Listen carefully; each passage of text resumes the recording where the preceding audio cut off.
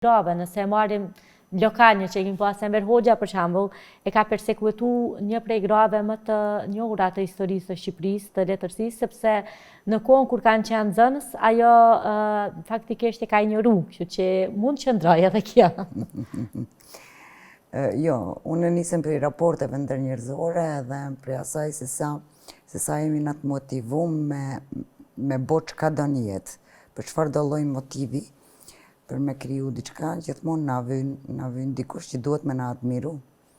Nëse ai admirim nuk ekziston, atëherë na mundohemi me bo gjana më të mëdha që më arrit te ai admirim ku kemi na qëllimin.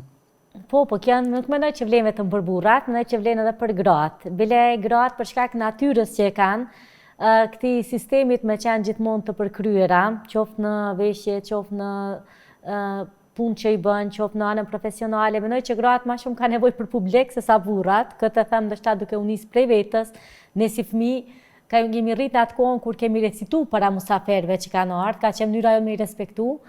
Edhe normal niveli jonë i vetbesimit është varë si fëmijë, është varë prej duartrokitjeve që kemi marrë, kështu që edhe gratë duan duartrokitje, edhe gratë duan këtë validimin që po i thonë me trejen, vlerësimin, jo vetëm burrat. Burrat